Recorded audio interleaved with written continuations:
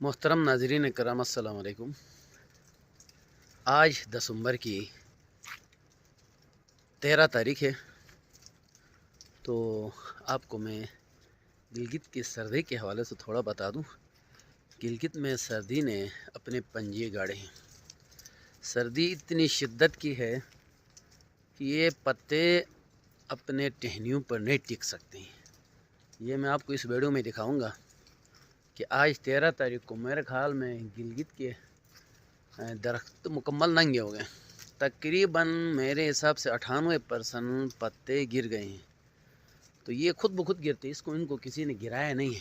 ویسے تو لوگ گراتے بھی ہیں، لیکن آج صبح میں ذرا باہر نکلا، صبح کے 8:30 بجے ہیں اس وقت۔ یہ آپ دیکھ سکتے ہو تمام درختوں کے نیچے پتے ہی پتے ہیں، اتنی شدت ہے۔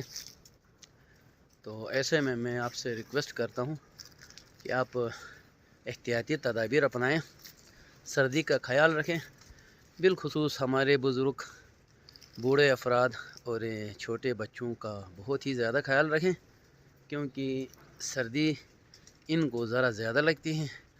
نوجوان تو اپنا خود گزارا کرتے ہیں، ان کی ذرا پاور بھی زیادہ ہو جاتی ہے۔ تو ایسا نہیں ہو کہ ایسے اس موسم میں ہم احتیاط نہیں کریں اور پھر بعد میں ہمیں پچھتانا پڑے۔ یہ آپ دیکھ سکتے ہو کہ زمین اتنی سخت ہو گئی ہے، زمین ہر طرف پتے پتے نظر آتے ہیں۔ آپ دیکھیں، تو ہم نے بھی سوچا کہ اپنے مال مویشیوں کے لیے کچھ پتے ہم اکٹھا کریں۔ اپنے بچوں کے ساتھ ہم نکلے باہر۔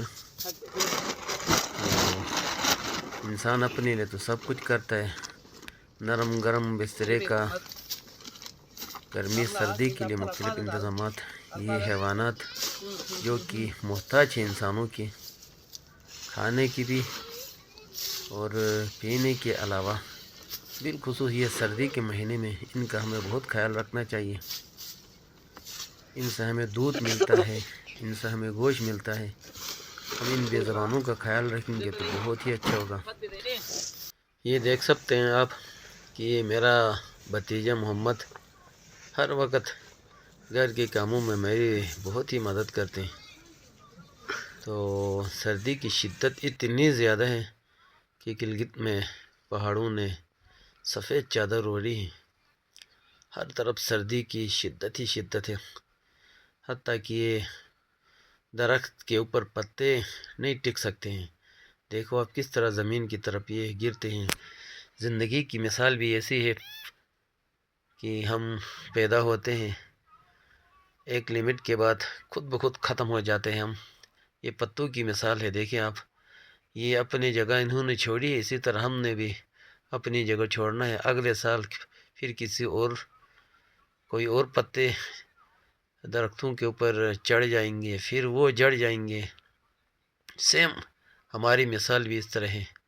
ہم خوش ہوتے ہیں کہ یہ زمین ہماری ہے، یہ جگہ ہماری ہے۔ یہ ہمارے آباء و اجداد بھی اس طرح کہتے ہوئے گئے ہیں اور ہم بھی جائیں گے۔ یہ پتوں اور ان درختوں کی اس مثال سے ہمیں سبق لینی چاہیے۔ یہ دیکھیں آپ، ہر طرف سبزہ ہی سبزہ تھا، اب وہ سبزہ گیا کدھر، جوانی گئی کدھر۔ ہر چیز کی ایک جوانی ہوتی ہے۔ تو اب یہ درخت بھی بوڑھے ہو گئے، تو ہم نے یہ سارے پتے اپنے مویشی خانے کے چھت پہ رکھا ہے۔ تو ہم انشاءاللہ اپنے مال مویشیوں کو ٹائم پہ کھلائیں گے۔ تو آپ سب کو بھی میں یہ کہوں گا کہ آپ بے زبانوں کا خیال رکھیں اور چھوٹے بچے اور بوڑھوں کا بھی خیال رکھیں۔